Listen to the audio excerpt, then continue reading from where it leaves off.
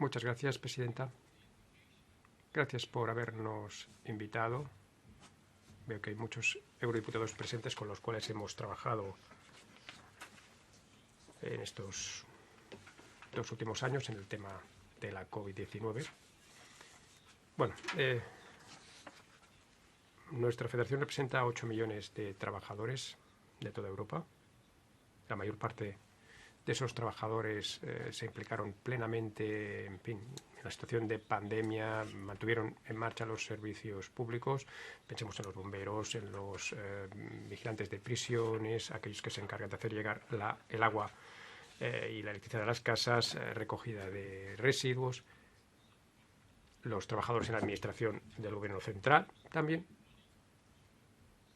que son los que prepararon los programas para hacer llegar dinero a las personas y a las empresas durante los confinamientos, pero en primer lugar, sobre todo, los más importantes, los trabajadores de los servicios sociales y de los servicios sanitarios. Quiero rendir tributo a estos trabajadores en particular por el trabajo realizado durante la pandemia. Todos recordamos esas imágenes de televisión con hospitales sobrepasados, con muchísimos pacientes, en un momento además al principio en el que muchos de estos trabajadores pues no sabían exactamente de qué enfermedad se trataba, el tema de las residencias, con las personas desprotegidas al principio. Bueno, pues somos la entidad europea que representa a estos trabajadores, y uno de los principales mensajes de mi contribución es que no debemos olvidar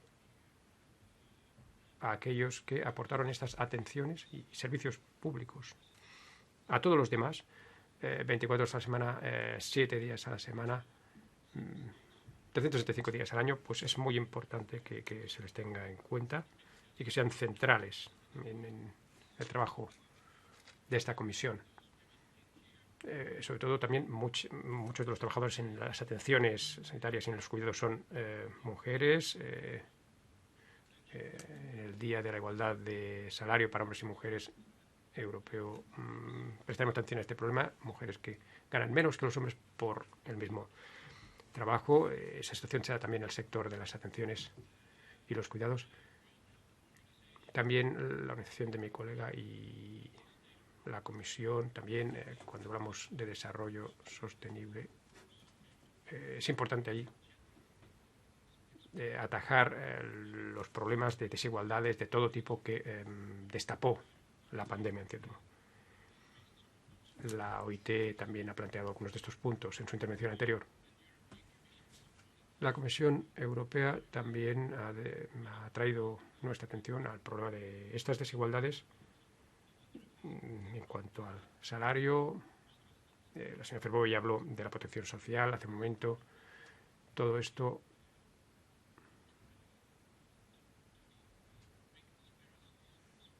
contribuye a las grandes disparidades a nivel de desigualdad en Europa. La Comisión en ese sentido recomienda que se busquen soluciones a ello. Muchas ONGs y sindicatos y muchos de ustedes aquí en esta institución, en esta gran casa, han tratado estos asuntos. Creo que las recomendaciones de estos trabajos deberían incluirse en sus conclusiones. También hay que reconocer el problema de la falta de personal en el sector de la seguridad y de los cuidados. Saben que esto implica la existencia de desiertos médicos o sanitarios, ¿cómo se llama?, en Europa, personas que no pueden ejercer sus derechos a este nivel de salud y seguridad. Y porque a veces es muy caro utilizar agencias para aportar la solución a estos déficits en un momento determinado. Es más fácil formar a personas permanentemente se dedican a ello que utilizar agencias en un momento determinado. La falta de personal, pues, refleja la falta de respeto por el trabajo que realizan estos trabajadores del sector de los cuidados y las malas condiciones en las que trabajan. Esto requiere un enfoque colectivo y quiero comentar 3 cosas. La pandemia ha demostrado que debemos estar preparados y que la preparación es importante que garantice la robustez de estos sectores de servicio público. Es importante que haya unos sistemas de protección social bien desarrollados. Claro, esto implica inversión pública, dinero público. Esa Comisión Paneuropea a la que me refería pide que los países se pongan al día en la financiación de estos sectores, atención primaria, atención social, y protegiendo al personal laboral de la sanidad.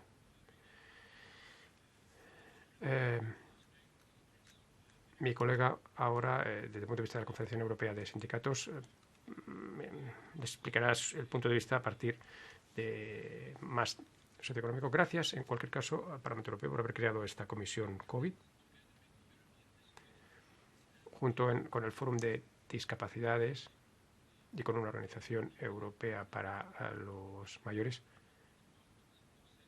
Se ha planteado al Parlamento que establezca una comisión de investigación, porque en junio de 2020 ya vimos que esta crisis estaba teniendo un impacto enorme sobre muchísima gente, no solo sobre la gente con discapacidad o de edad avanzada, sino también con los trabajadores que hacían frente a la situación.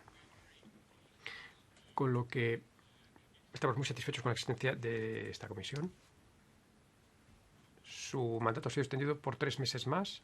Creo, no, todavía no. No. Lo hemos pedido. Pero lo conseguiremos, no se preocupe.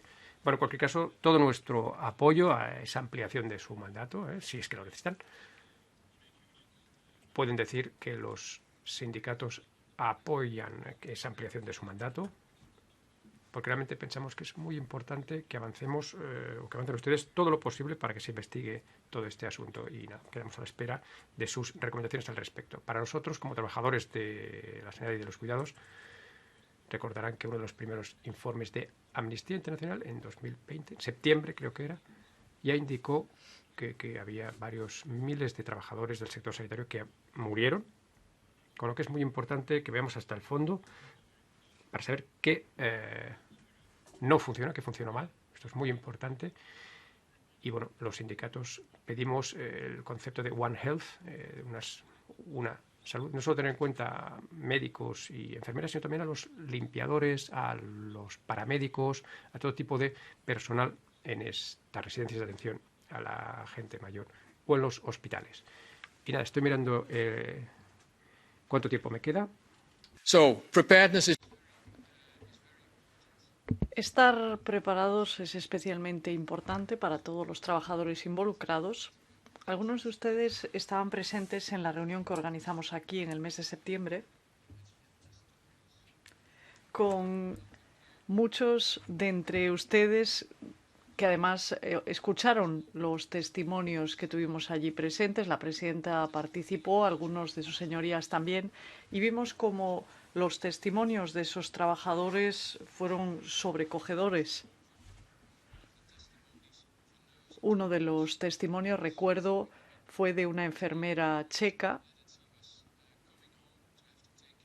que decía que volvía a su casa para tener que ocuparse de su madre mayor, porque ya nadie podía encargarse de ella, y la madre insistió en que volviese a trabajar al hospital.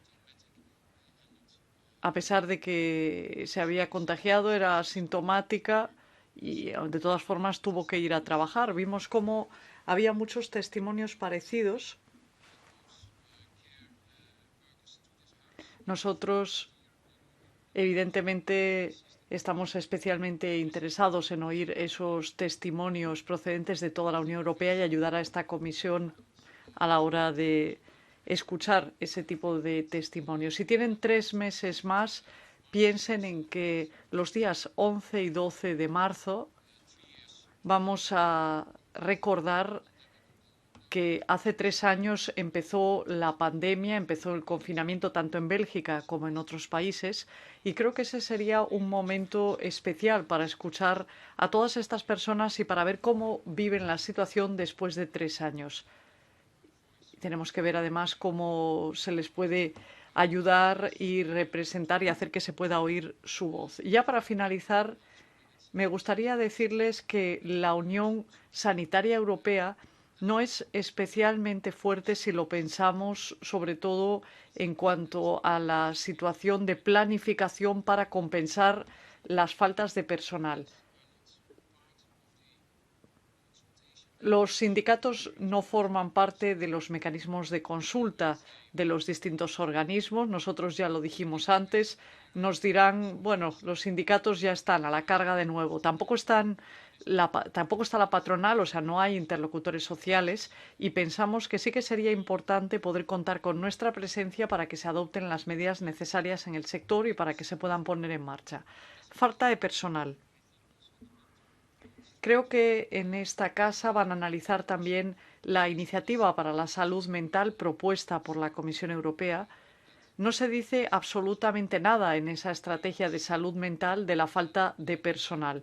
Se asume, se da por sentado de que existen esos trabajadores, pero todos esos trabajadores de apoyo, esos médicos, esos psicólogos, no están ahí y desempeñan además un papel clave.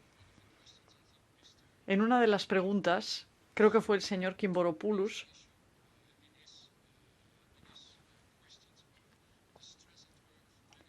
el que planteaba cómo se tiene que tener presente el estrés en el trabajo para numerosas personas. Eso se tiene que incluir dentro de esa estrategia de la salud mental.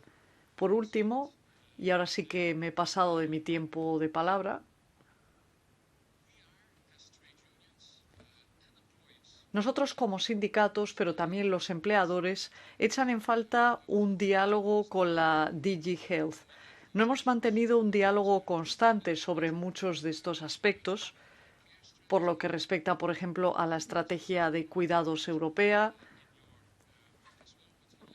En gran medida coincide con el trabajo que hacen también ustedes y vemos cómo echamos en falta que haya un diálogo constante con la DG Salud. Esa es una de las razones por las que el día 9 de diciembre, y quisiera invitarles a todos si están disponibles, vamos a organizar una manifestación ante el Consejo de Ministros de Sanidad para poder tratar esta cuestión, el cómo hace falta más personal, cómo tiene que haber una mayor financiación para colmar las lagunas que existen para estos trabajadores sanitarios. La respuesta tiene que ser una respuesta que cubra a todos los trabajadores. Los trabajadores tienen que estar en el centro y si queremos un sector que sea atractivo para que las personas quieran trabajar en él, se tienen que cubrir también esas faltas de personal y tiene que haber unas condiciones adecuadas y un salario digno para todas estas personas. Muchísimas gracias, señor Gaudriain. Lo que decía usted en cuanto a esos desiertos médicos es algo que ya se trataba antes de la crisis. Se ha reforzado. Es verdad que se hizo muy patente durante la crisis y sigue existiendo esta situación después de la crisis. Lo otro que quisiera destacar antes de dar la palabra al señor Salis es que nos hablaba usted de los testimonios. Vamos a referirnos después a la misión de Italia. En esa misión de Italia sí que recibimos numerosos testimonios de trabajadores de la salud, de personas que habían estado en los hospitales, de la Cruz Roja. Esta pandemia no es solo de cifras, sino de tener el testimonio de estas personas para ver cómo lo podían hacer. Señor Stahl, tiene usted la palabra. Gracias. Me gustaría, en primer lugar, darle las gracias a esta comisión por organizar esta audiencia. Considero que hay numerosas razones por las que tenemos que tratar las lecciones aprendidas y considero que se tiene que ver, además, qué es lo que tenemos que hacer para evitar cometer los mismos errores en el futuro cuando surja una nueva pandemia o una nueva situación de crisis. La lucha contra la COVID-19, sobre todo en la primera fase, fue una mezcla de reveses, pero también de historias de éxito. Considero que las acciones colectivas pueden ser difíciles, pero lo que se planteaba, como siempre en momentos de crisis, es si íbamos a actuar de forma conjunta o si al final iba a ser sálvese quien pueda, o iba a ser una acción colectiva o iba a ser una acción individual. Yo represento hoy aquí a la industria,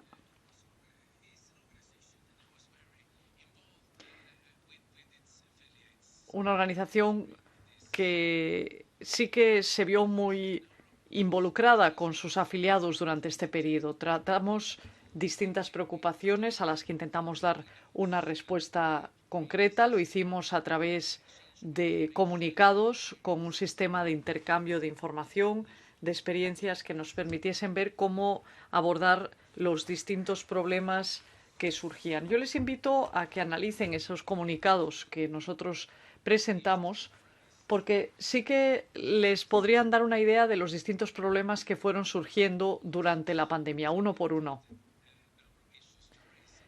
Diría que hay un número infinito de cuestiones que tratar. El señor Wieland ya se ha referido a algunos de ellos, yo me voy a centrar en otras. Considero en todo caso que tampoco podemos cubrir absolutamente todos los elementos. Sí que quisiera, en todo caso, centrarme en algunas cuestiones que yo considero que son clave. En primer lugar, la protección de los grupos vulnerables, las personas que tenían contratos temporales y vulnerables y aquellos que estaban vinculados al mecanismo SURE. En segundo lugar, quisiera referirme a la movilidad transfronteriza segura, los problemas de movilidad, la migración. En tercer lugar, me gustaría referirme asimismo a la COVID-19 como una enfermedad laboral. En primer lugar, la COVID representó un reto para muchos miembros de nuestra sociedad, pero sobre todo las mujeres se vieron especialmente afectadas y sobre todo los Estados miembros vieron cómo se producía una disminución de la calidad de vida alcanzada durante los años anteriores. Hubo distintos sectores como el de la alimentación, el de la hospitalidad, el de la venta al por menor, que no podían trabajar a distancia. Además, las mujeres tuvieron que dedicarle más tiempo a cuidar a todos los miembros de sus familias que estaban enfermos o que necesitaban una atención especial. Los jóvenes suelen trabajar en sectores que se vieron especialmente afectados durante la pandemia. Esos sectores, además, incluyen un alto número de trabajos a tiempo parcial, trabajos temporeros, trabajos no declarados, trabajos precarios. El instrumento SURE fue quizás uno de los ejemplos de éxito más importantes que hemos observado en la lucha contra la pandemia. SURE fue clave para garantizar que se pudiesen mantener los puestos de trabajo durante la pandemia. Además, permitió financiar el trabajo con unos sistemas de compensación, consiguió darle una cobertura a los autónomos, pero no fue tan eficaz como para poder tratar la brecha de género u otros riesgos sociales, porque no había orientaciones para poder utilizar esos fondos SURE. O sea que ahí sí que puede haber margen de mejora. Considero que tiene que haber más orientación social para próximas iniciativas SURE. En segundo lugar, la movilidad tiene formas distintas. Uno de los grupos más afectados fue el de los migrantes. La crisis demostró cómo los migrantes en Europa vivían en condiciones deplorables, con un alojamiento no adecuado. Fueron, por lo tanto, estas personas un objetivo fácil para el virus. Sobre todo si vemos cómo no tenían, aparte de los problemas de hacinamiento, no tenían una protección sanitaria adecuada.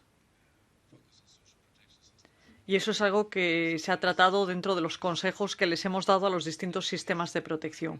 Para el futuro, tenemos que asegurarnos de que los migrantes puedan incluirse en trabajos regulares con una protección sanitaria y social. Otro grupo de trabajadores que se vieron especialmente afectados fueron los trabajadores fronterizos, es decir, aquellos que viven en un país y trabajan en otro. Tuvieron, en este caso, un problema por la falta de coordinación transfronteriza, una falta de información, la falta de cooperación, todos los problemas referentes al reconocimiento mutuo. Me imagino que son cuestiones que ya habrán abordado antes en esta comisión. Y es otra lección que se puede aprender, el cómo mejorar la cooperación entre Estados miembros en momentos de crisis. En tercer lugar,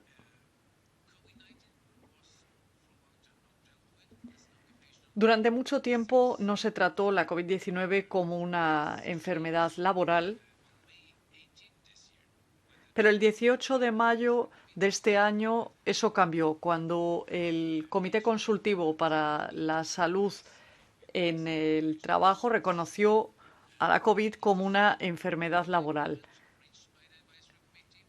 Desde la Unión de Sindicatos acogimos con satisfacción esta iniciativa de que se incluyese como una enfermedad laboral y cómo se tenía que ofrecer una mejor protección a los trabajadores dentro del contexto de la pandemia y cómo tiene que haber también una mejora de la preparación de cara a futuras pandemias. La COVID-19 no es únicamente un problema de salud pública, sino que se convierte también en un problema de salud profesional. Las recomendaciones que se hacen, según las cuales se reconocería la COVID como una enfermedad profesional, hace que los lugares de trabajo puedan estar mejor equipados en el futuro para prepararse frente a posibles pandemias. Voy a referirme a continuación a cómo mejorar la resiliencia de la mano de obra de cara a futuras pandemias. Si echamos la vista atrás y analizamos la situación de la pandemia de la COVID, cuando vemos además la situación del coste de la vida ahora mismo, tenemos que ver cómo a largo plazo se tienen que hacer unas inversiones inclusivas y que sean, por ejemplo, en creación de puestos de trabajo de calidad, en la salud en el trabajo, las cuestiones de salud y seguridad, la educación, la formación, las cualificaciones, ya que los trabajos precarios no son sostenibles ni desde el punto de vista económico ni desde el punto de vista social. La Unión Europea y los Estados miembros se tienen que centrar en crear puestos de trabajo que respeten el medio ambiente y tiene que haber más puestos de trabajo en educación, en todos los, en realidad aquellos a los que representa Joe Willens, ese tipo de trabajos.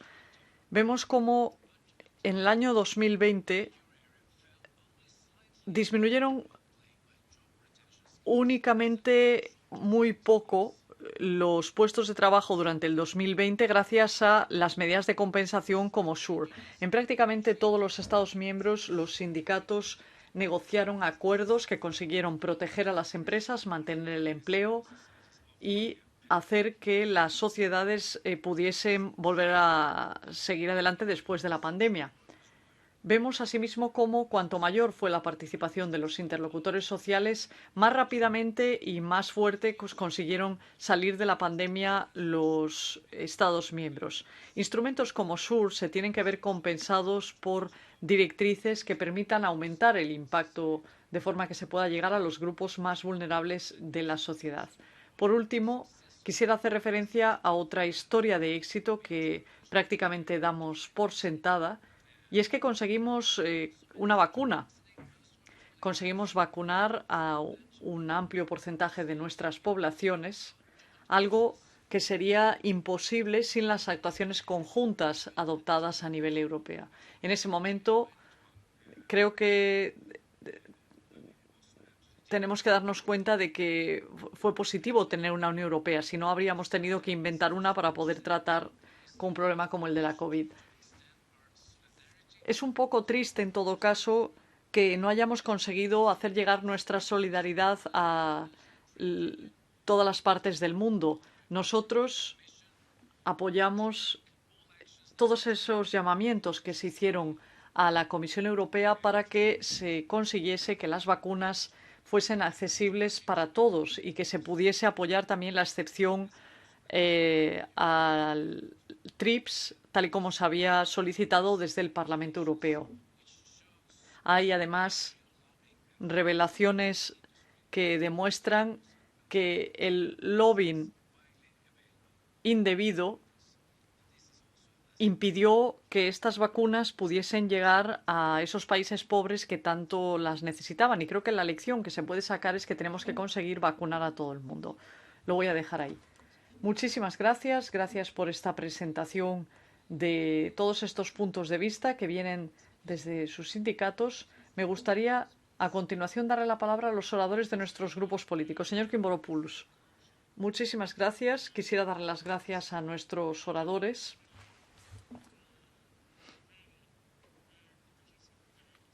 Gracias por estas presentaciones tan exhaustivas. Quisiera darle las gracias al señor Gudrun, asimismo por esa mención a la salud mental y a esa atención que tenemos que darles a la mano de obra.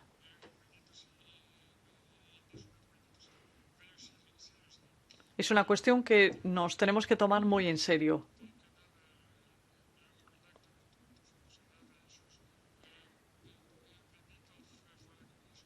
Me gustaría centrarme asimismo en cómo se tiene que reconocer el trabajo del personal sanitario y otros trabajadores esenciales. Hay que centrarse en mejorar sus condiciones laborales y que tengan unas condiciones laborales que estén adaptadas a futuras pandemias.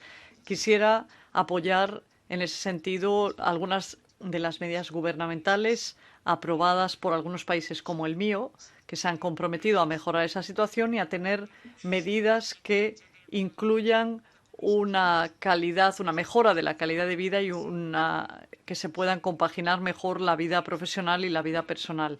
Algunas de esas recomendaciones se han tomado desde la Comisión Europea, pero de una manera muy tímida. Yo lo que me pregunto entonces es cómo podemos aumentar el atractivo que tienen este tipo de trabajos esenciales. Como decía además el señor Stoll,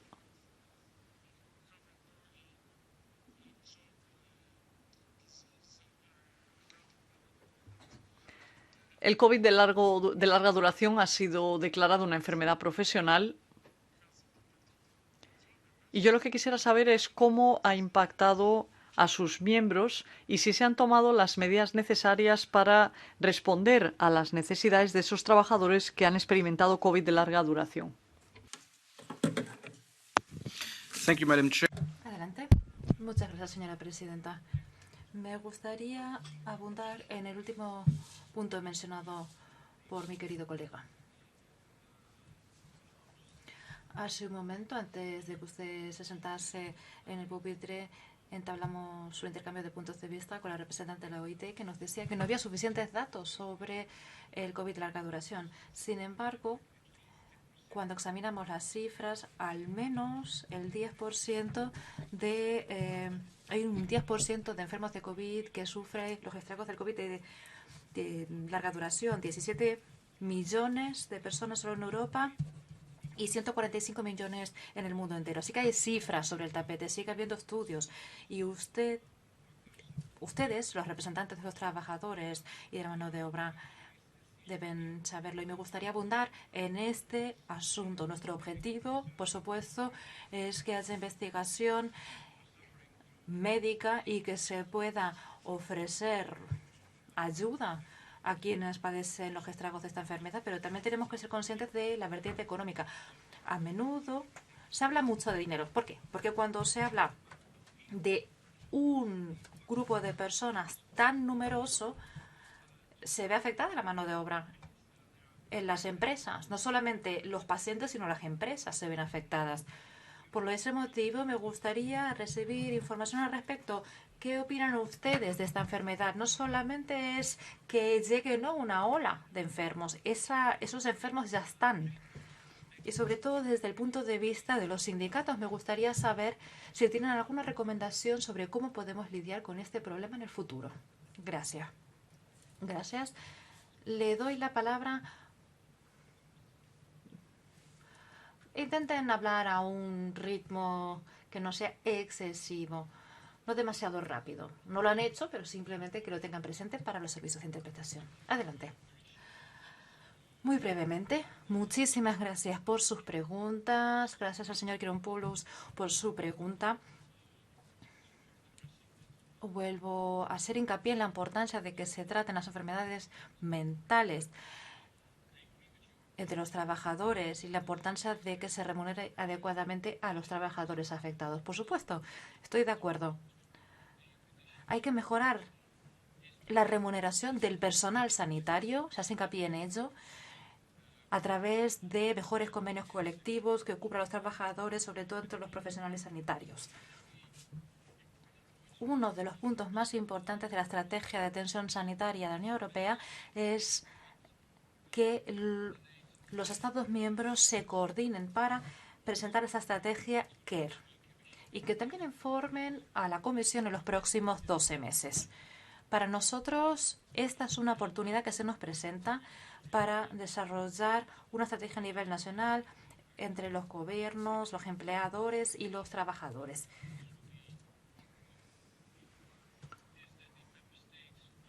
Los Estados miembros están diluyendo esta última parte de la estrategia sanitaria, algo que nos preocupa en cuanto al COVID de larga duración.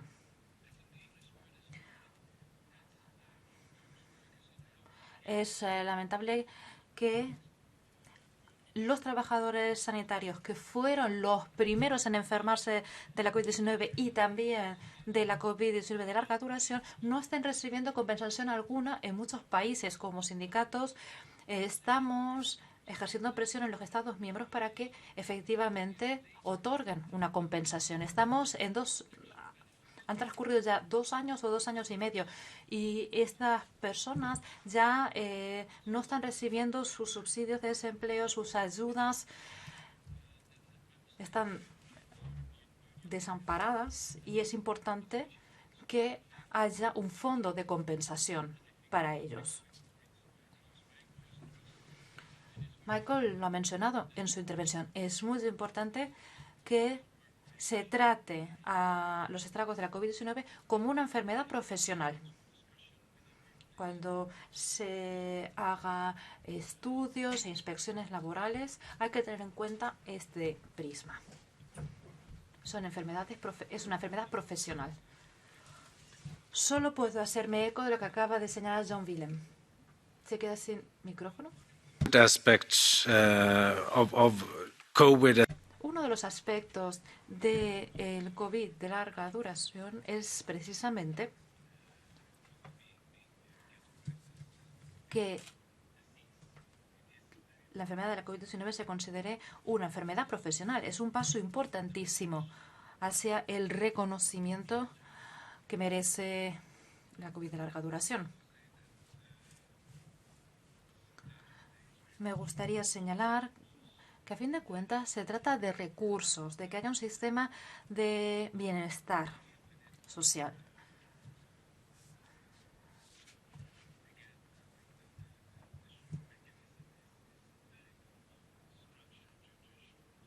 Y me parece que el mecanismo SURE está muy bien estructurado para lidiar con este problema en todos los rincones de Europa y no solamente en aquellas regiones en donde haya más fondos. Y creo que con esto me puedo detener. Muchas gracias, señora Trilly-Lenoir. Muchas gracias. Gracias a ambos. Gracias al señor Budrechan y al señor Stahl por recordarnos que la epidemia de la COVID-19 movilizó a los profesionales de la salud. Como decía la señora Presidente, sigue habiendo desafíos que se han visto exacerbados por la pandemia porque ya existían antes de la epidemia. Bueno, esta estrategia no permite hacer frente a todos los problemas, pero sí que he escuchado mensajes positivos. Gracias al señor Stahl por haber recordado que la vacunación ha salvado a millones de vidas. Es una evidencia, una realidad que por desgracia a menudo se pone en entredicho dentro de esta comisión por algunos colegas conspiranoicos, podríamos decir. Recordemos también el problema de las enfermedades mentales. El problema no es tanto la prevención, sino que haya suficiente personal sanitario a disposición de estos pacientes. Es una necesidad. aunque no es el único problema. Gracias también por haber incidido en las dificultades para reunirse con la DG Santé. Yo recordé, escuchándole, que la DG Empleo de la Comisión Europea probablemente hubiese sido su interlocutor en la materia. Y al comisario aún no le hemos invitado a que asista a nuestra comisión. Es una propuesta que yo hago a la presidenta, que le invitemos. Me gustaría también que nos hablasen de lo que va a poder cambiar. Hay otra noticia positiva que usted nos ha transmitido, señor Stahl. Me refiero al reconocimiento de la COVID-19 como una enfermedad profesional.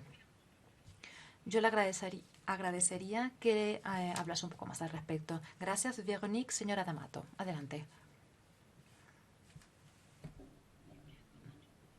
Gracias por usted hablar en italiano, pero por favor no vaya demasiado rápido. Yo quiero hacer una pregunta en lo que respecta a la protección de los trabajadores más vulnerables en el sector público y en el sector privado. Aquellos trabajadores que se encuentran en una situación de riesgo que puede deberse a que sufre una depresión, patologías oncológicas o otro tipo de afecciones. Los datos que yo tengo a mi disposición se refieren a lo siguiente. Si al inicio, cuando se podían aprovechar a estos trabajadores con un trabajo inteligente a distancia, si se les hubiese permitido no perder días de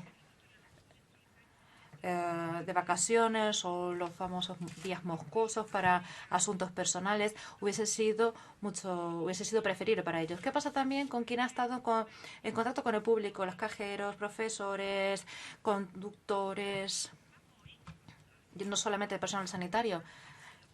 Todos estos trabajadores siguen siendo vulnerables, tienen un certificado médico que lo demuestra, pero no pueden beneficiarse de este smart working. Las leyes nacionales no han sido renovadas, por lo tanto se ven abandonadas. Están utilizando todos estos días de vacaciones a su disposición y se están corriendo el riesgo de acabar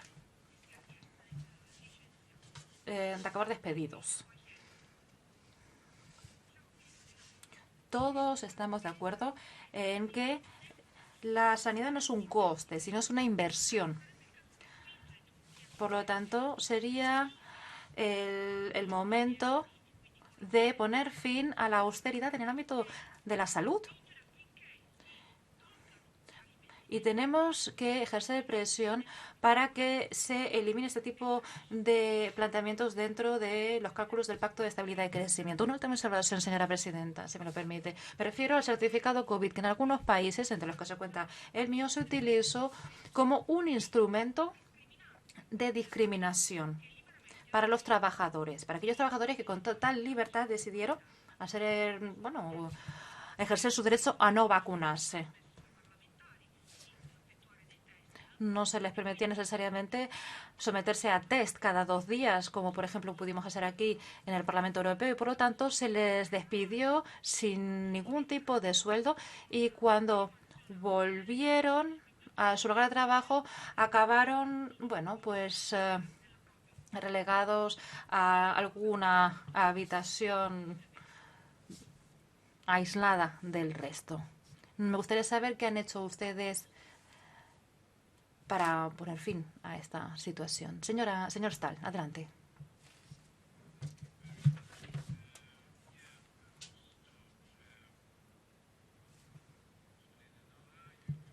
Señora Trillet-Lenoir, necesitamos más formación, más personal, más recursos. Está usted completamente en lo cierto. Mucho de lo que sucedió durante el periodo de la pandemia de la COVID-19 exacerbó todo aquello que ya era un problema antes. Por ejemplo, cuando uno tiene niños pequeños, cuando tenía niños pequeños durante la pandemia, pues de repente había que lidiar con muchos más niños. Lo mismo cuando, por ejemplo, se tenía que trabajar ocuparse de la familia al mismo tiempo, todo se complicaba. Por lo tanto, aquellos problemas del mercado laboral se veían exacerbados con la pandemia, como por ejemplo la necesidad de que hubiese una formación o una recualificación de los trabajadores. COVID considerada enfermedad profesional. Bueno, esto significa sobre todo, o la recomendación que hacemos a los Estados miembros, que efectivamente se considere como tal, como una enfermedad profesional, en pie de igualdad que otras enfermedades de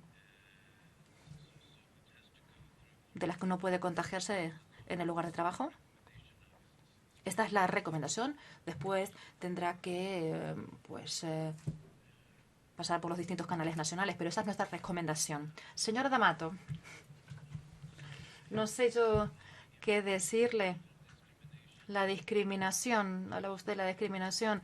Si uno decidía no vacunarse, esto es un poco delicado, es un asunto delicado.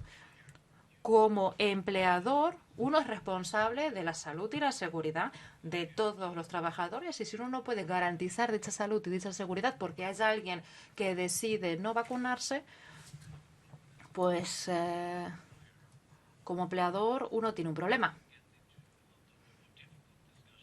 Y aquí podríamos entrar en un debate largo y tendido. No sé si es el momento más oportuno para hacerlo, para tener este debate. Y creo que aquí me detengo y le voy a dar la palabra a John William.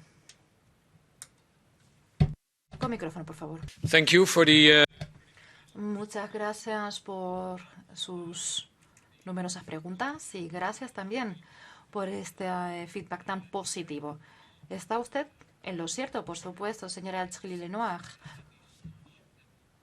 La pandemia exacerbó las limitaciones, la escasez de personal. Es un problema al que seguimos haciendo frente a día de hoy. Hay ahora mismo una crisis. No hay suficiente personal para la atención sanitaria, para los cuidados. Y si no atajamos este problema, no tendremos suficiente, no podremos proporcionar una atención suficiente.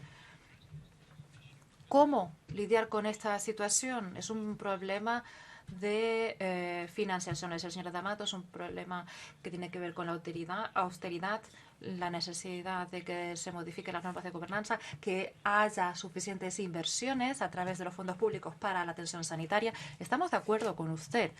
Hay que reforzar la protección social, los servicios públicos, porque son la columna vertebral de nuestras sociedades. También tenemos que abordar el problema de las personas, los trabajadores vulnerables. Tiene que haber convenios colectivos que garanticen que los trabajadores estén cubiertos en el lugar de trabajo. Los convenios colectivos pueden otorgar esta protección. Otra medida que se puede aplicar y que ya se ha examinado en esta casa es que formen parte de las normas que se aplican a las licitaciones públicas. Cuando hay un contrato público, tiene que haber un convenio colectivo. Klaus Michael ya abordó la pregunta tan peliaguda de las vacunas. Nosotros hemos estado a favor de la vacunación voluntaria.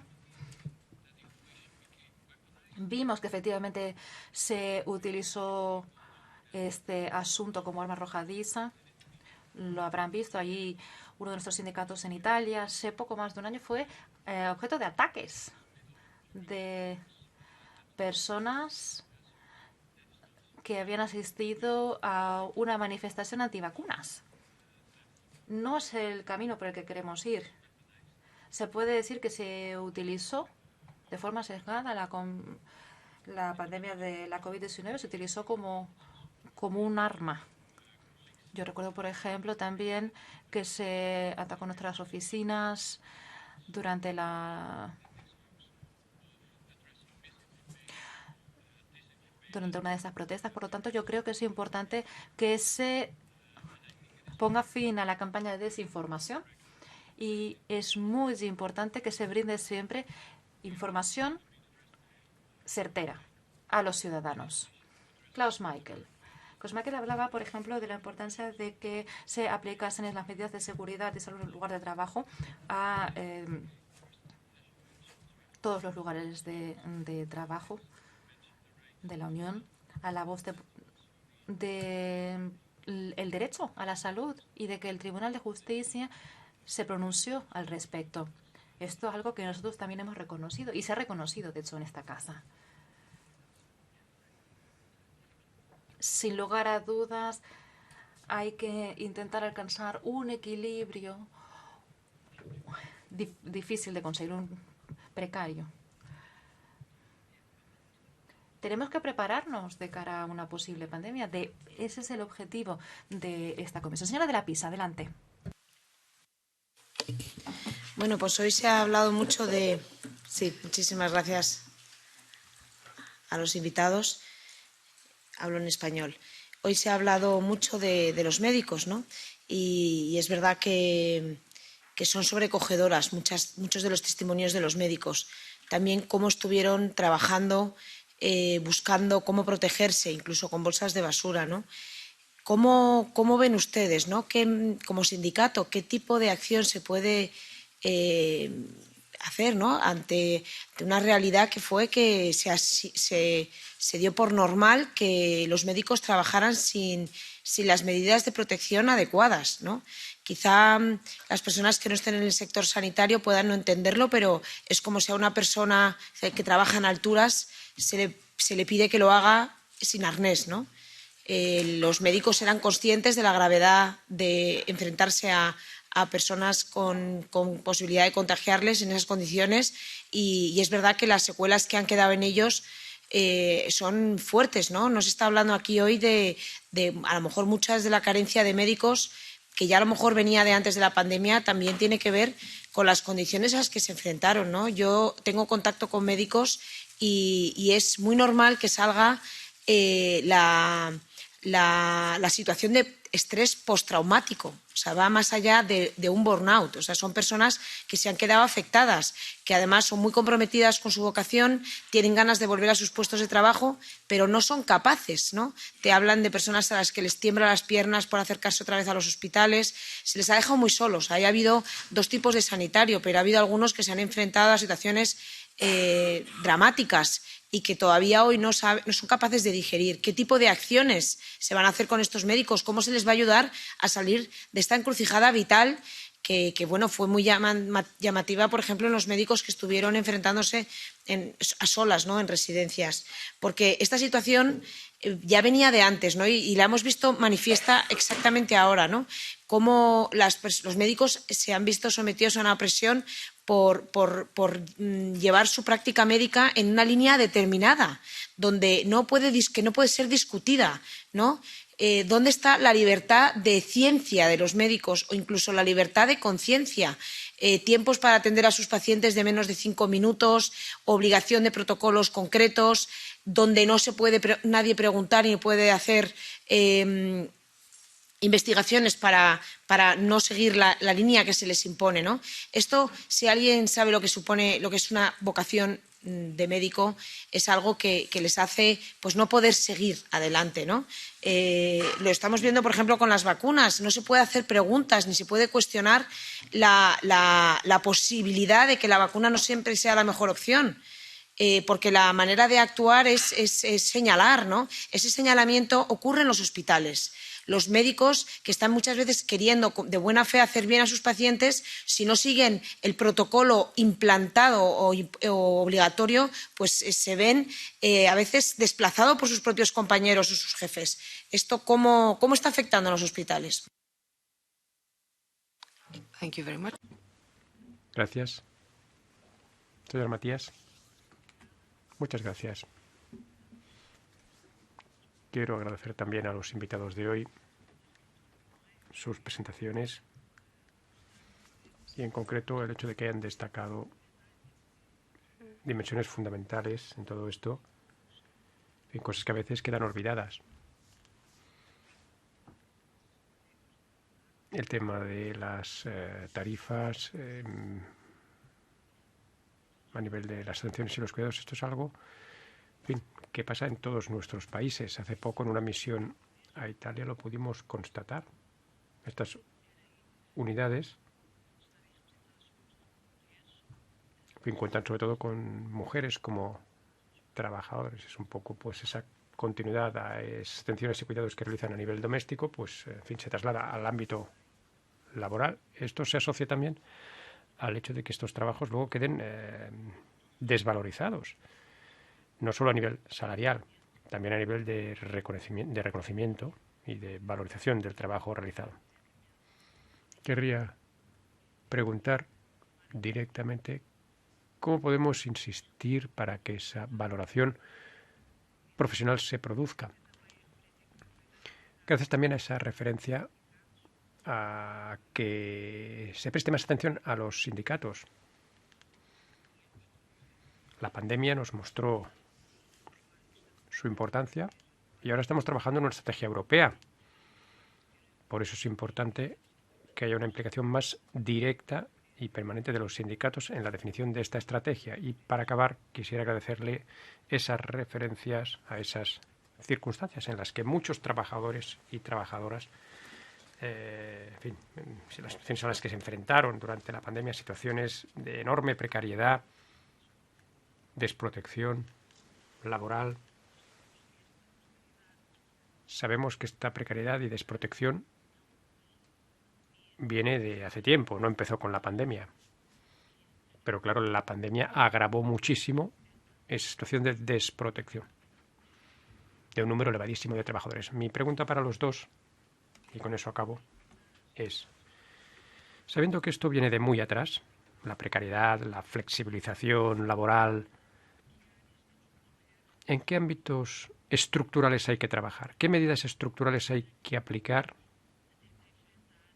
para que no volvamos a encontrarnos con una situación parecida y tener que enfrentarnos a una nueva pandemia con esta fragilidad a nivel laboral?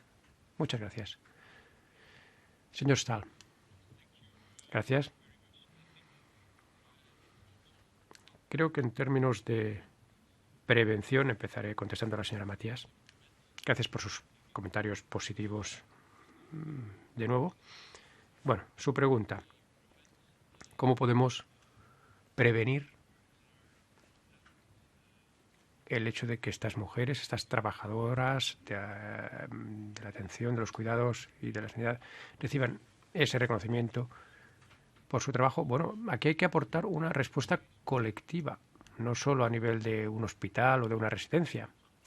Hace falta una respuesta y un enfoque colectivos y empezar reconociendo el trabajo que realizan y el valor que tiene ese trabajo. Y cuando hablamos de presupuestos públicos, eso implica que hay que financiar estos servicios. Ya mencioné que, bueno, mañana celebramos el Día de la Igualdad de Salario. Gran parte de esa desigualdad en el salario, en contra de la situación de las mujeres, se debe a que en el sector de los cuidados no se valora apropiadamente el trabajo de las mujeres. Esto implica que hay que reconocer también el papel que desempeñan los sindicatos y los empresarios en debate con los gobiernos, sus acuerdos colectivos, la representación, como mencionaba mi colega. Eso como respuesta también en parte a la señora Margarita de la Pisa. Carrión, espero haberlo pronunciado correctamente, dice el orador. Se ha hablado de médicos. No solo se trata de los médicos, hay que hablar de un equipo, el médico, la enfermera, hasta la limpiadora, la persona, o sea, todas las personas que trabajan para que el hospital esté limpio. Vimos que algunos en el lugar de trabajo recibían protección total y otros en cambio no. Y el virus circulaba para todos en el lugar de trabajo. Con lo que una de las medidas en la Unión Europea es el hecho de que existan estas reservas de material de protección para estar bien preparados, porque todavía no lo estamos. Luego la formación, mejores protocolos de formación y de seguridad. Y eso, hablándolo con los sindicatos, estoy de acuerdo. Y bueno, hubo ese testimonio. Aquí los trabajadores de los hospitales y los cuidadores sabían a lo que se enfrentaban y aún así seguían yendo a trabajar para ayudar y cuidar a las personas que estaban en esos hospitales y residencias. Yo creo que eso hay que reconocerlo y, en fin, hay que hacer ese reconocimiento y lo vuelvo a hacer aquí yo. Mencionaba usted también, sí, a médicos, enfermeras y a otro personal que está sufriendo estrés postraumático. Muchos de estos trabajadores se sienten agotados, totalmente agotados. ¿Qué tienen que hacer? Bueno, tienen que recuperarse, porque si no, no pueden aportar el nivel de atenciones que creen que deben aportar. Más de 420.000 trabajadores han dejado el sector en de 2020 a 2021. Y eso cuando ya había problemas de personal. Con lo que hace falta una respuesta colectiva. Esta es una de las conclusiones de esta comisión. En primer lugar, valorar ese trabajo. Está esto en la estrategia europea y hay que continuar haciéndolo. Espero que los ministros no echen agua al vino de esa recomendación de los cuidados a largo plazo. Sí, lo esperamos todos. Gracias, señora Matías, por poner a los trabajadores en primera línea. Uno de los aspectos más preocupantes es, en fin, que hay que saber qué es trabajo importante. Yo creo que lo que está pasando es que este es el que menos valor se le da. Es un trabajo esencial para que la sociedad haya podido mantenerse cohesionada durante la pandemia. Y ahora nos enfrentamos a muchos temas, problemas laborales que ilustran perfectamente la situación que se vivió en muchos puntos. Trabajo mal pagado, en malas condiciones de seguridad. Estos son el tipo de cosas que debemos solucionar de cara al futuro. ¿Cómo garantizar mayor seguridad en estos puestos laborales? ¿Cómo conseguir mejores salarios? Más recursos. Crear mejores condiciones para que se pueda desarrollar esta actividad laboral. En resumen, señora de la Pisan. Bueno, yo no soy experto en las atenciones hospitalarias. Creo que el señor Gudrian, mi colega, conoce mejor este ámbito. Pero cuando habla usted solo de médicos, de doctores, me parece un poco una provocación, porque mi madre es enfermera y casi murió de COVID. Con lo que, francamente, es un poco insultante que usted ahora mencione solo a los médicos. Yo, francamente, le ruego encarecidamente que no vuelva a hacerlo. Y dicho esto, es un problema de recursos. Es un problema de crear las condiciones para que el personal pueda realizar el trabajo como de la mejor de las maneras posibles. Si eso no fue posible. Muchas gracias. Y tengo ahora a la señora Olson, al señor Orville y a la señora Nivasi. ¿Alguien más desea intervenir? Eros. Sí, usted está incluida ya en la lista. Señora Olson. Gracias. Seguir en sueco. En primer lugar, querría agradecer a nuestros invitados su presentación porque han destacado ustedes toda una serie de puntos muy pertinentes. Han explicado lo que pasó, pero han hablado también del futuro. Yo quisiera hablar de la situación de las mujeres en el mercado del empleo. Ya antes de la pandemia, muchos estudios mostraban que las condiciones de trabajo para las mujeres son especialmente difíciles, sobre todo en los sectores con más presencia de las mujeres. El sector de la sanidad, por ejemplo. Durante la pandemia la situación no hizo más que empeorar, ya lo han explicado ustedes. Las condiciones de trabajo, el nivel del empleo en general, afectó sobre todo a las mujeres, que además estaban en primera línea, que tuvieron que enfrentarse directamente al virus y luego encima tenían que ir a trabajar. En Suecia ha habido ahora una exposición que se llama Nosotras, cómo trabajamos con nuestro cuerpo. Se muestra perfectamente este estado de cosas. Se enfrentan auténticas dificultades para poder recuperarse. Existen desigualdades claras entre hombres y mujeres, diferencias salariales entre hombres y mujeres. No hay un equilibrio auténtico entre la vida profesional y la vida privada. Con lo que tengo una pregunta para los dos oradores. Lo han mencionado ustedes quizá muy rápidamente, pero querría volver a plantearlo. ¿Cuáles son las lecciones que hay que sacar de esta pandemia? ¿Cómo podemos asegurarnos de que estos problemas se resuelvan? Después, el diálogo social entre interlocutores sociales tiene que ser un diálogo que funcione bien, con acuerdos, convenios colectivos que permitan garantizar unas buenas condiciones de trabajo. ¿Cuáles han sido las consecuencias de la pandemia sobre este diálogo social? ¿Qué lecciones podemos sacar también de ello? ¿Qué podemos mejorar de cara al futuro? Gracias. Muchas gracias. Señor Orfield. Gracias, presidenta. Hablaré en francés. La pandemia de la COVID-19 fue un cambio revolucionario en la manera de trabajar de estos trabajadores. Con los confinamientos debieron seguir presentándose en su lugar de trabajo, a pesar de los riesgos sanitarios que corrían. Fue así en la mayor parte de servicios públicos y, sobre todo, lo que son los servicios públicos sanitarios. Son los que sufrieron mayor impacto. Usted representa a los servicios públicos en Europa.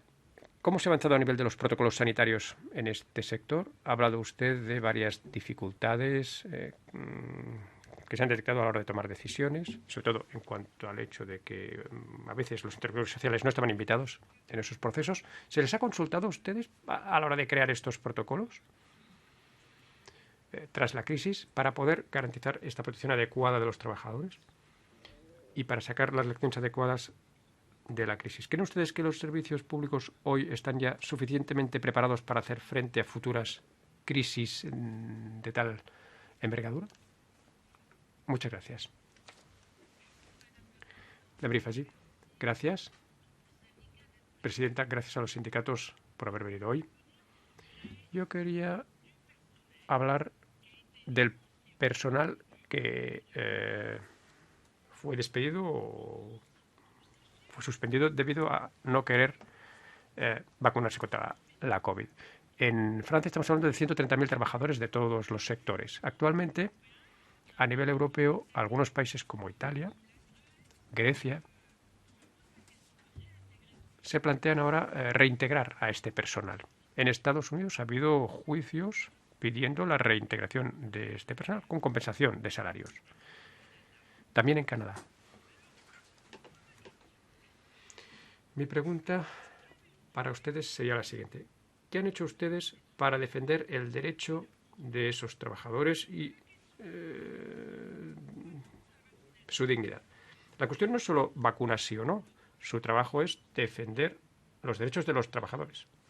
Ellos se quedaron sin nada, sin salario, sin ayudas, sin seguro de desempleo, cero. Yo me reuní con ellos y estaban absolutamente desprovistos de lo más mínimo. Eso es maltrato. Mi pregunta es, ¿qué recomendaciones harían ustedes respecto de este personal en suspensión, en fin, que fueron suspendidos o despedidos? En fin, ¿qué se puede hacer para hacer también un reconocimiento del trabajo de estas personas, para que tengan mejores condiciones de trabajo? Porque la pandemia no solo es un problema de vacunar a las personas, también implica tener personal que diagnostique, que cuide a los enfermos, para valorizar el sector hospitalario también. Y tienen ustedes ahí un papel enorme, muy importante, que desempeñar.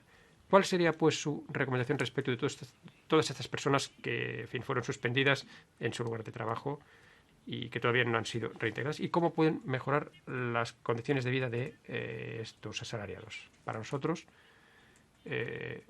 fueron muy importantes, sí, les aplaudíamos todas las noches y después les hemos dejado en la más absoluta discriminación. Gracias, señor Ledos. Gracias. Tengo una pregunta en la línea de lo que preguntaba la señora Rebasi. Muchos trabajadores infectados fueron discriminados en los países de nuestra Unión Europea, sobre todo en el sector sanitario, pero en algunos países incluso a nivel más amplio. Ahora sabemos que eso fue un error, porque la inoculación no evitó o no evita la transmisión de la COVID. Los gobiernos y las empresas se equivocaron al excluir a estas personas. Eso debemos tomar nota de ello, aprender de ello y no dejar que vuelva a suceder jamás. ¿Creen en ese sentido que sería bueno que los gobiernos y los empleadores se disculparan por haber discriminado a todas estas personas?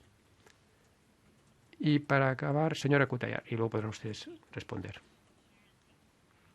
Gracias, presidenta. Gracias a los oradores por su presencia aquí. En fin, no he podido estar presente durante la primera parte de la presentación. Tenía que votar en otra comisión. Pero querría plantear como contribución, en fin, los que estuvieron en primera línea, los trabajadores del sector sanitario. Pero también hubo personas en primera línea en el sector del transporte. Y aquí querría yo hacer referencia a los marineros, que se enfrentaron a situaciones muy precarias, con distintas realidades. Algunos que tenían que alimentar a sus familias, que tenían que ir a trabajar. Otros, en cambio, se quedaron atrapados en buques más allá del final de su contrato, sin poder ser repatriados por las restricciones COVID. Y otros trabajadores de la cadena de suministros de bienes clave, los camioneros, por ejemplo, se enfrentaron a situaciones muy complicadas durante los confinamientos.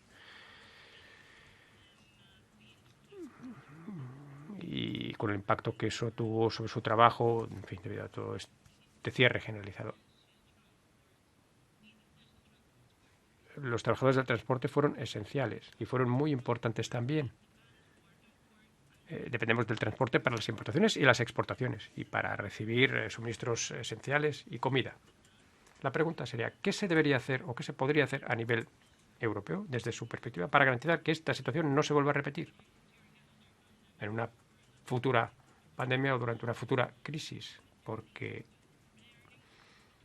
esta comisión sí quiere aprender las lecciones necesarias de lo que pasó con la COVID, pero no solo del tema sanitario, sino también de otros sectores y cómo podemos acabar siendo más resilientes desde el punto de vista socioeconómico. Sí, evidentemente los trabajadores del sector sanitario fueron clave, pero también los de otros sectores.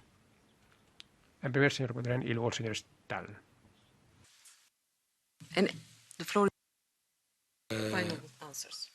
Thank you. Gracias.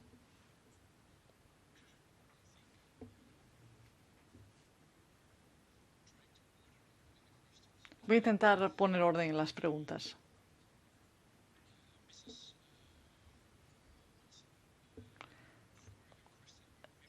Muchísimas gracias, señora Olsen, por su pregunta sobre las mujeres en el mercado laboral, el cómo sigue existiendo la brecha salarial, la importancia de la conciliación de la vida personal y profesional y qué se puede aprender de la pandemia. Considero que hay distintas medidas que se están debatiendo, también en torno a la brecha salarial, propuestas que se tienen que aprobar. Se ha incluso mejorado en la propuesta de la Comisión Europea. Ya he tratado la cuestión del diálogo social y los acuerdos colectivos, que responde también a la pregunta de la señora Rivasi. Aprecio que haya valorado usted la importancia de los sindicatos y los representantes sociales para tratar esta cuestión de la discriminación en el lugar de trabajo. Muchos de mis compañeros lo han tenido que tratar. Por eso no tenemos una posición sobre la obligación de vacunación. Hay situaciones que pueden ser muy distintas. Lo que sí que es importante es que haya un debate en el lugar de trabajo entre los empleadores, los representantes sindicales, los distintos comités de prevención de la salud en el trabajo, y se tienen que pensar en todas esas medidas que se van a aplicar sobre todo en el futuro para esos trabajadores que han sido discriminados. Espero que se hayan dirigido también a los sindicatos para debatir estas cuestiones. En cuanto a la pregunta de la señora Orwell, Orwell, por lo que respecta a cómo se tiene que reforzar el papel de los servicios públicos, estoy totalmente de acuerdo con usted en que se tiene que involucrar a los interlocutores sociales en esos debates con los sindicatos, pero también con los empleadores como parte del debate que mantuvimos con los gobiernos, también para estar bien preparados. Se trata de una recomendación que podría hacer esta comisión para que los empleadores y los sindicatos puedan tratar los distintos protocolos sobre cómo abordar este tipo de situaciones. Ver si son situaciones que estén bien protegidas. Tiene que haber además un análisis de qué pasa con la financiación. Sabemos que han sido muchos los servicios públicos que han estado no adecuadamente financiados. Se tiene que ver asimismo qué pasa con los sistemas de protección social de cara al futuro, y espero que esa sea una de las recomendaciones que se puedan hacer aquí para invertir en protección social, en servicios, también en atención sanitaria. Se han abordado numerosas de estas cuestiones y eso se aplica también al transporte urbano, dentro de los sistemas de transporte público, por ejemplo.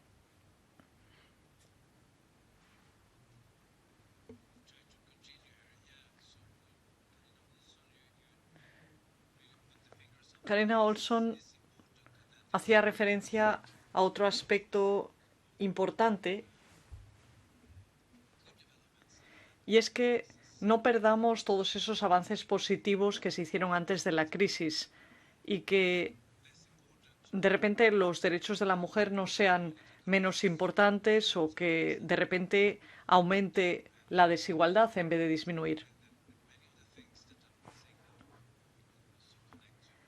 Otros aspectos a los que me refería yo también están relacionados con esa cuestión a la que hacía referencia en relación a los marineros o a los camioneros, cómo se tiene que sensibilizar en torno a su situación y cómo nos aseguramos de que hay recursos para tratar estas cuestiones. Podemos ver así, además, cómo hay normas adecuadas para poder hacer frente a los problemas ante los que nos enfrentamos. En cuarto lugar, algo relacionado también con la cuestión tratada por el señor Orwell en cuanto a la consulta, también en relación con lo que nos decía la señora Rivasi, sobre cómo se tiene que involucrar a los interlocutores sociales, a los sindicatos, a todos los niveles, en todas las situaciones, porque si echamos la vista hacia atrás, podemos ver que los interlocutores sociales estaban involucrados en esas medidas que se adoptaron y allí donde lo hicieron tuvieron más éxito a largo plazo. O sea, tiene que haber una mayor participación de los interlocutores sociales. Yo diría que esa es una conclusión importante que esperamos que se saque de esta comisión. Creo que voy a dejarlo ahí. Comentario fuera de micrófono. Lo siento, pero son ustedes un poco demasiado vagos. No están respondiendo a nuestras preguntas. Señora Rivasi, es un tema muy complicado, sobre todo porque la situación es muy diferente en los distintos Estados miembros. No es que haya una única política. Yo recuerdo la situación en el país que mejor conozco. Hubo un momento en el que se hablaba de la obligación de vacunación para los trabajadores del sector sanitario. Se hicieron todo tipo de evaluaciones. Yo lo que creo, como decía anteriormente, es que es importante también que lo tengamos en cuenta nosotros a la hora de debatir y tratar nuestro informe, y es cómo vamos a analizar la situación de cara al futuro. También para los sindicatos, cómo van a prepararse para el futuro. Porque va a haber situaciones en el futuro, no sabemos exactamente cómo van a ser. Puede ser sobre la vacunación, sobre otros medicamentos. Es un nuevo tema sobre el que hay que reflexionar largo y tendido. Tengo que concluir este punto. lo que vamos a hacer es tratar lo que hemos dicho sobre los programas de vacunación y si tenemos una posición al respecto enviárselo para que esté usted mejor informada. No respondí a la pregunta del diputado Ross sobre si los empleadores y los gobiernos deberían pedirle disculpas a los trabajadores. Pues quizás es algo sobre lo que deberíamos reflexionar. Yo lo que diría es que pensemos en un día europeo en el que recordemos todo lo que se ha hecho por parte de tantísimas personas durante la pandemia. Un día para el recuerdo europeo, yo diría que es más prioritario. Es ahí donde vemos nosotros una posibilidad de debate ulterior, como decían también en otras de las preguntas. Bueno, muy bien. Pues vamos a tratarlo y luego pueden hacerle también las preguntas a los empleadores. Muchísimas gracias por estar aquí con nosotros. Creo que ha sido muy interesante, muy abierto. Se han planteado muchísimas preguntas. Nos daban ustedes propuestas de recomendación, asimismo, para incluir en nuestro informe que nos harán reflexionar. Muchísimas gracias, por lo tanto, a ambos. Quisiera a continuación pedirles a nuestras organizaciones de empleadores que vengan. Y gracias a todos ustedes por haberse tomado el tiempo de escucharnos.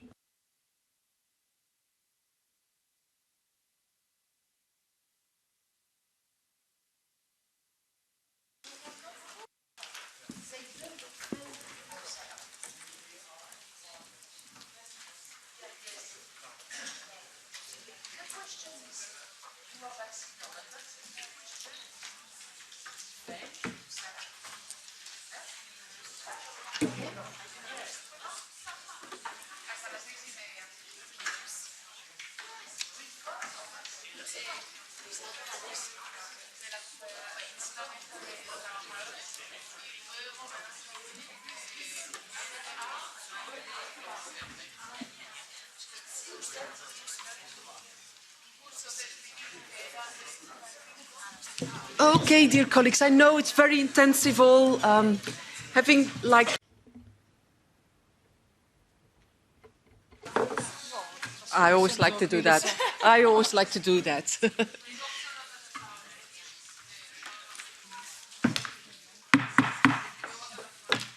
Mrs. Rivasi, you're the vice chair of this committee. Huh? Okay, so let's proceed. It's very intense. Muchísimas gracias. Ya sé que es un día largo, hemos empezado a las 3, pero nos queda esta última parte de estas audiencias previstas para hoy con los representantes de los empleadores. Quisiera darle la bienvenida a Cristina Sode Haslund, de la Confederación para la Salud y la Seguridad en el Trabajo de los Empleadores Daneses, y Veronique Willems,